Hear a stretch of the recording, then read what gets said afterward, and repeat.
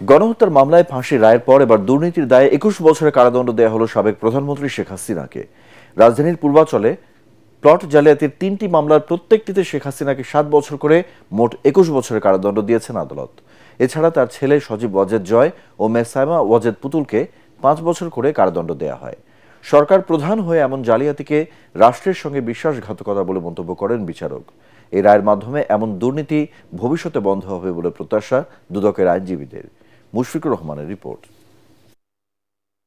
ক্ষমতার অপব্যবহার করে পূর্বাঞ্চলে সরকারি জমি নেয়ার অভিযোগে দুদকের ৩ মামলায় সাবেক প্রধানমন্ত্রী শেখ হাসিনাকে প্রতিটিতে ৭ বছর করে মোট ২১ বছরের কারাদণ্ড দিয়েছে আদালত।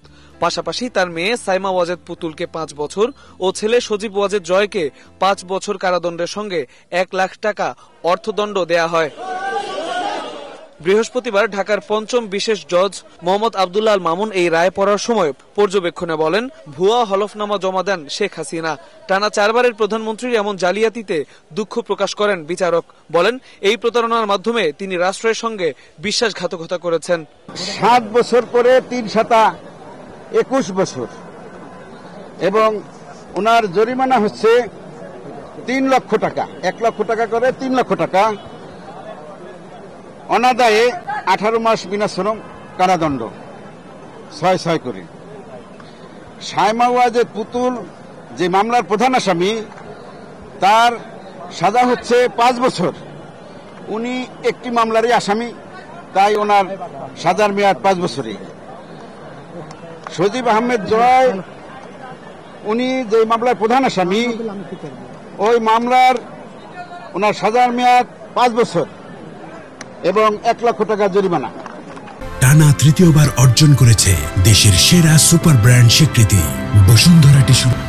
শেখ হাসিনার এই জালিয়াতির বিষয়ে তৎকালীন গণপূর্ত প্রতিমন্ত্রী ও রাজুকের চেয়ারম্যান অবগত ছিলেন বলে উল্লেখ করা হয় রায়ে। তা সত্ত্বেও প্রধানমন্ত্রীকে খুশি করতে পরস্পর যোগসাজশে প্লট বরাদ্দ দেওয়া হয় বলে পর্যবেক্ষণে বলা হয়। তিনি অন্যায়ভাবে দরখাস্ত না করে সমস্ত রুল রেগুলেশন এগুলো ভায়োলেশন করে তিনি ক্ষমতার অপব্যবহার করে এখানে প্রতারণার মাধ্যমে যে প্লটটি নিয়েছেন, এটা খুবই অন্যায় এবং এগুলা দেখতে রুচিসম্মত না, এবং এটা কোনো মানুষের বোধগম্য, কোনো মানুষ এটা গ্রহণ করার মতো না। এছাড়া ৩ মামলায় সাবেক প্রতিমন্ত্রী শরীফ আহমেদকে মোট ১৮ বছরের জেল দিয়েছে আদালত। আর রাজুকের সাবেক সদস্য খুরশিদ আলমকে ১ বছরের কারাদণ্ড দেওয়া হয়েছে। পরে অন্যান্য আসামিদেরকে বিভিন্ন মেয়াদে সাজা দেওয়া হয়। তবে বেকসুর খালাস পান গণপূর্তের প্রশাসনিক কর্মকর্তা সাইফুল ইসলাম সরকার। এ ধরনের দুর্নীতি প্রতিরোধে রাজুকের নীতিমালা সংস্কার ও দুর্নীতির তথ্য প্রকাশের জন্য সুপারিশ করেন বিচারক। মুশফিকুর রহমান, এটিএন বাংলা, ঢাকা।